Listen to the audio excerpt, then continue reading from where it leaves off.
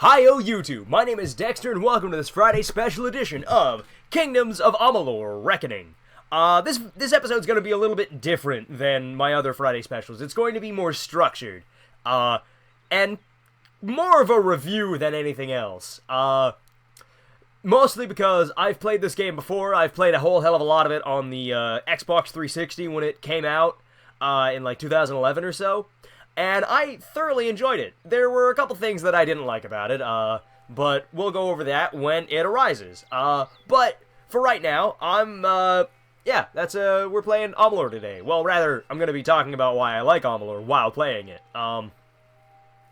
If you've never heard of it before, it's a fantasy RPG with, like, spectacle brawler combat systems. Kind of like Fable, and the the three major, like, inspirations it draws from are the Elder Scrolls, mostly Skyrim, but it draws from the Elder Scrolls, it draws from Fable and its combat, and by Elder Scrolls, I mean it draws from Elder Scrolls and its character customization and just, like, how big the world is, Fable from its combat, and it really reminds me of World of Warcraft, just, like, graphically.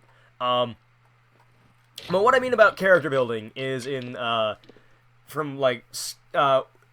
really Skyrim exclusive. It's probably closer to, like, Oblivion or what have you. But the different stats that you can upgrade as you level up, each one does something different. Like, Detect Hidden allows me to find hidden objects. I mean, enables you to find hidden treasures, caches, deadly traps, enemy ambushes, and secret doors. Anything and everything that might not be visible to the casual observer, you'll be able to find if you max out Detect Hidden. Or if you want to be the greatest blacksmith in the world, you max out blacksmithing to make and maintain all of your weapons. Or if you are... I don't know why they have Dispelling and Lockpicking, because they're the same thing, they're just for different objects. Like, Dispelling is for essentially magic locks. You can Dispel things.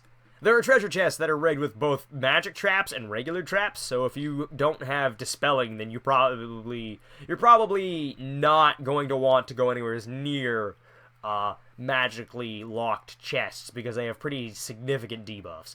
But yeah, that's how, like, you can also build your character in a myriad of ways through the Destiny system, which I'll get into later.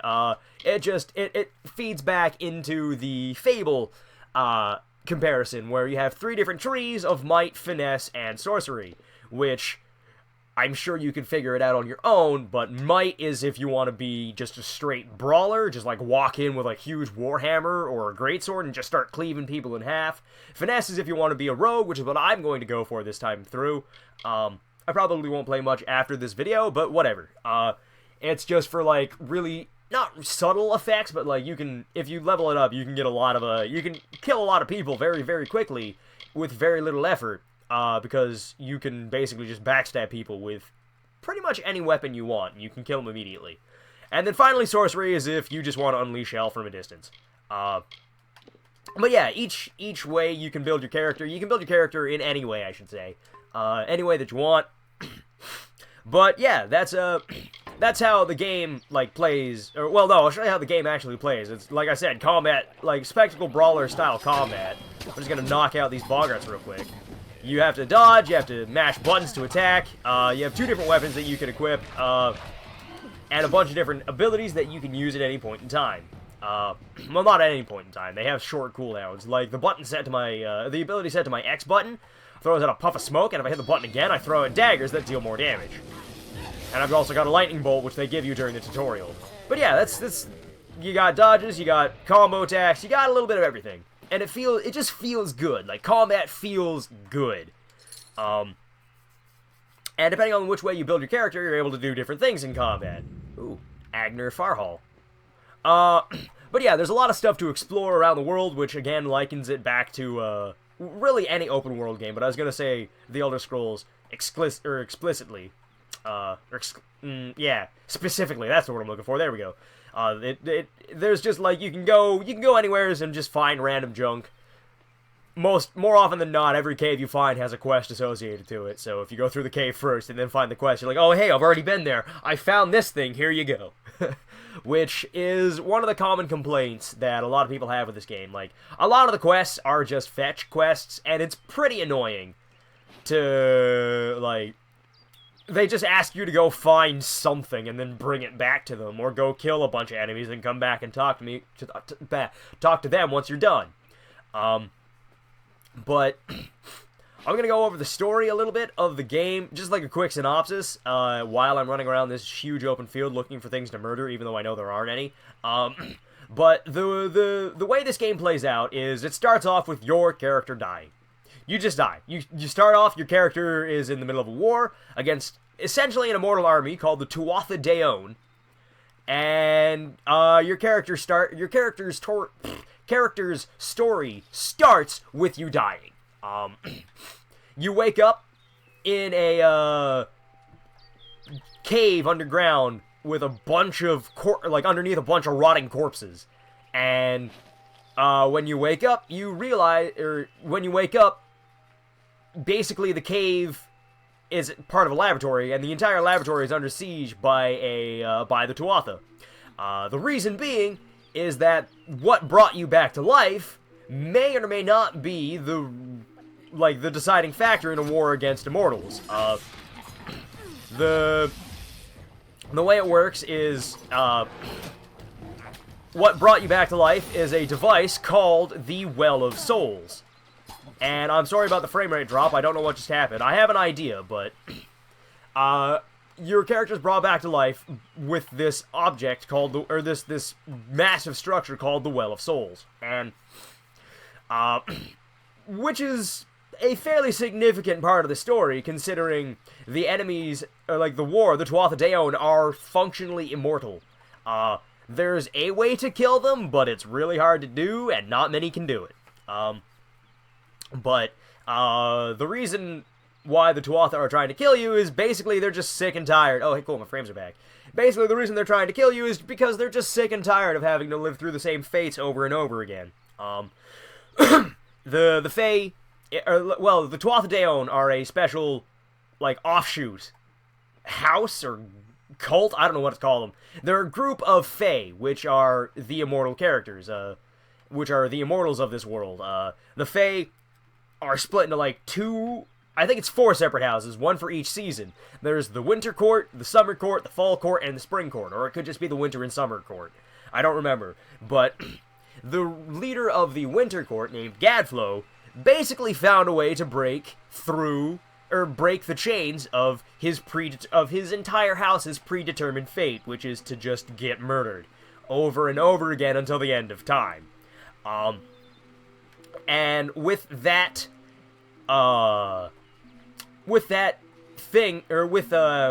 he found that allowed him to break break the chain of his fate, he was able to basically overthrow everything, and then started a war against the entirety of the world called Amalur.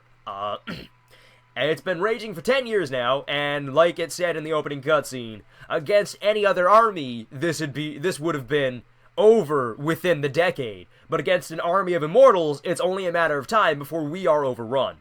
But yeah, the whole thing about Gadflow being able to break his fate is kind of important, and where your character comes in. Fate in this game basically determines what everybody does in their lives. Your fate is directly determined from the day you are born. And it plays out kind of like Tales of the Abyss, where, if you haven't played that, like I just said, everybody in Tales of the Abyss has a predetermined fate, and there's nothing you can do to change it. They call it the score, though, as in like a musical score, and your life plays out kind of like a song in Tales of the Abyss. But the main character in Tales of the Abyss and the main character that you play in Amalur basically share the same benefit. They don't have a predetermined fate. They are able to do what they want. Mind you, the reason for your character in Amalur not having a fate is because you straight up died and then came back to life. Your fate stops when you die. So, a small gnome fellow found a way to revive, or was working on a project to revive everybody, which is, you were the only success. You were the only success of that project.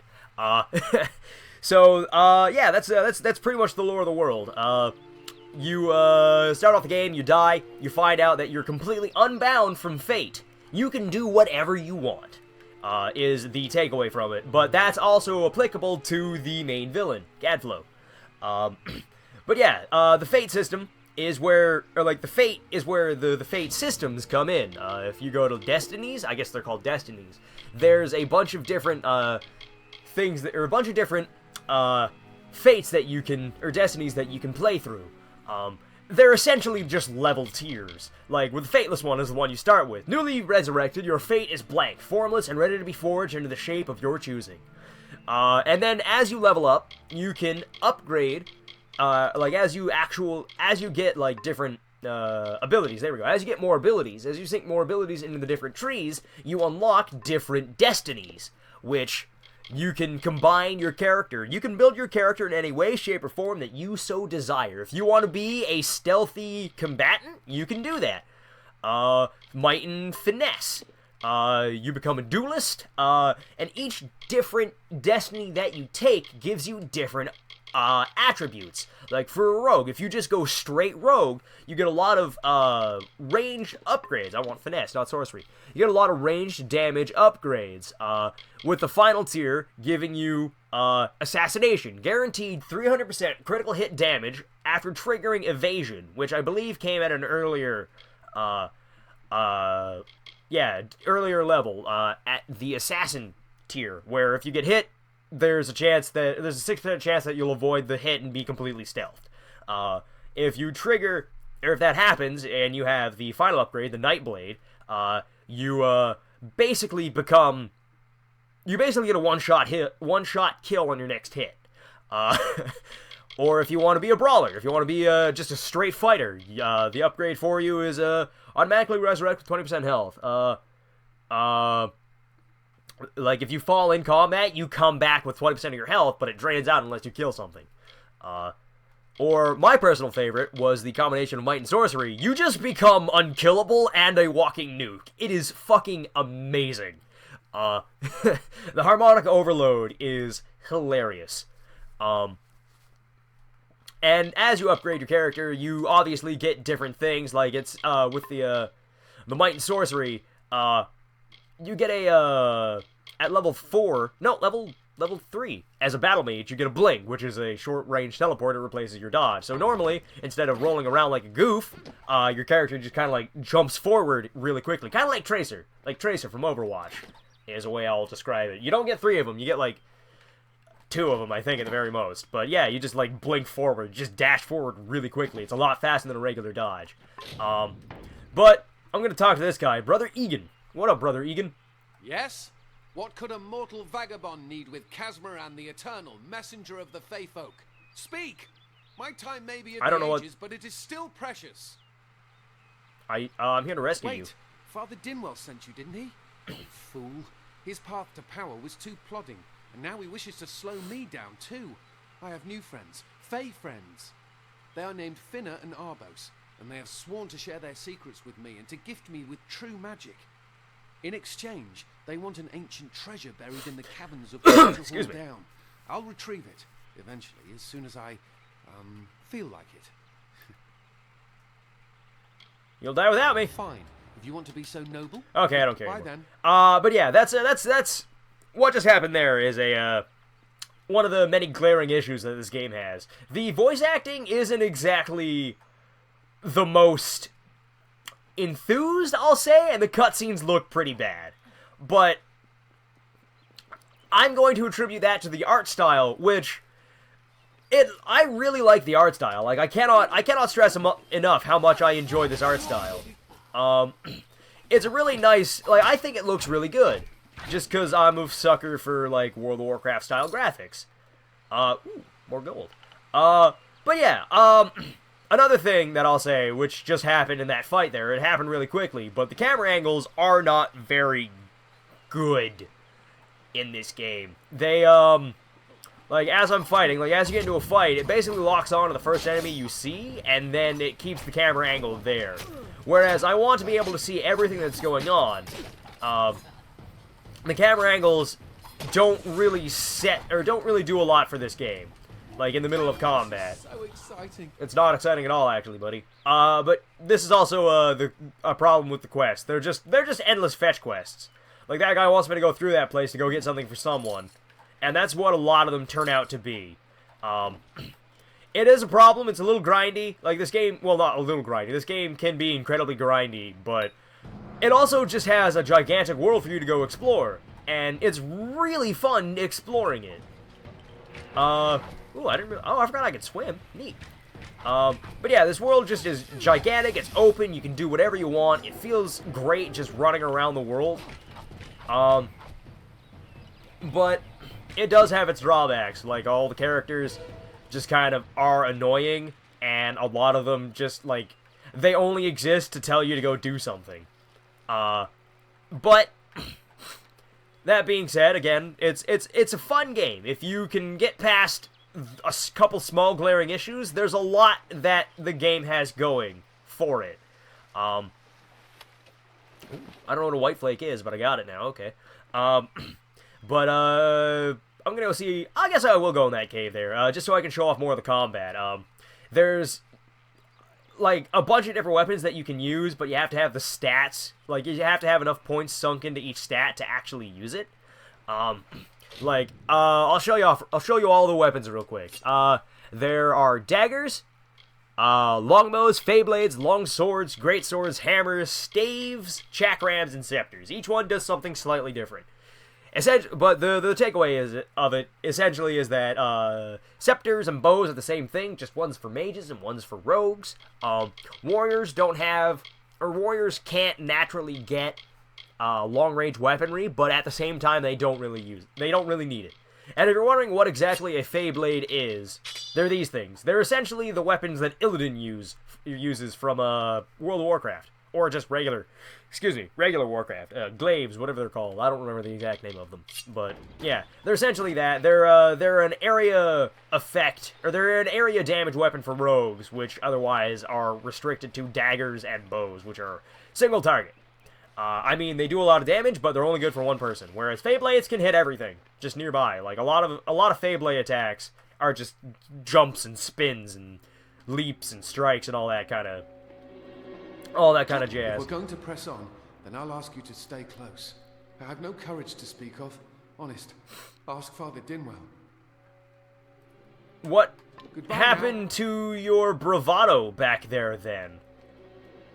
Okay. But yeah, going back to combat, there are different combos that you can learn as you level up. I have not leveled up enough, like this is literally the starting area. I should have chosen a different area to talk about this game in, I understand. I realize that, but I didn't, because I'm a shitter, and I just didn't want to do it. But, the combat really does feel good. Like, as you're duking it out with people, you can actively see what exactly, like, you can see, for the most part, what's going on, what you should be doing, and what you shouldn't be doing. Which, well, for the long and short of it is, what you shouldn't be doing is getting hit. Because you're really, like, you can... This game does have really fast... Hey, what the fuck? Oh, that's what that is. Ah! Yeah, thanks for that, Detect Hidden. You're really showing me that there are traps in here. Okay, dude, you need to stop running. Fears nothing. You just told me that you are a coward. Then why are you saying... You don't fear anything? I don't fucking know. Oh, get these sprites. I don't like these things. They're annoying.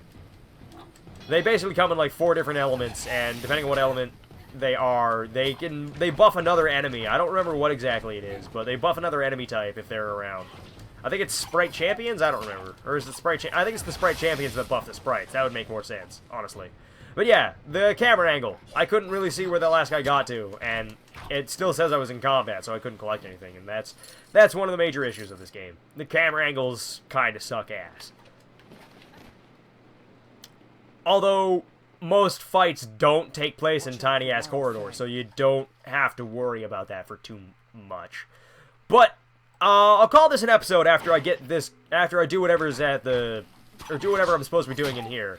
For the most part, I'm just going to be talking about how much fun I had with it, when I played as, like, my warrior mage. I don't know if you read it, I don't know if I stopped to talk about it, but the warrior mage combination, had an upgrade that, like, just increased how much physical defense you had, and if you took any damage, it would restore a certain percentage of the damage you took back as mana. So you could, like, getting hit would fuel your abilities, which allowed you to kill more things. Which is a really nice touch. Oh shoot, I completely forgot about something. I don't remember how to do it, but if you'll see, between my health bar and my mana bar, that purple, wavy thingy, that is a... Ow. That almost killed me. That should have killed me, actually. But yeah, that purple... Ooh, Silky Veil, cool. But yeah, that purple, I don't remember how to activate it, but that purple thing in between, the purple meter in between my, my health and my mana bar, is part of your character being unbound from fate. You're able to activate this thing called fate shifting or fate weaving. I don't remember the exact name of it, even though they told me like a couple days ago.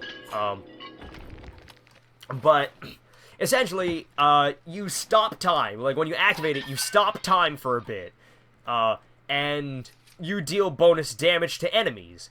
If you knock out an enemy during a fate shift, you can hit a certain combination of buttons. I think it's the same combination that starts the mode up, and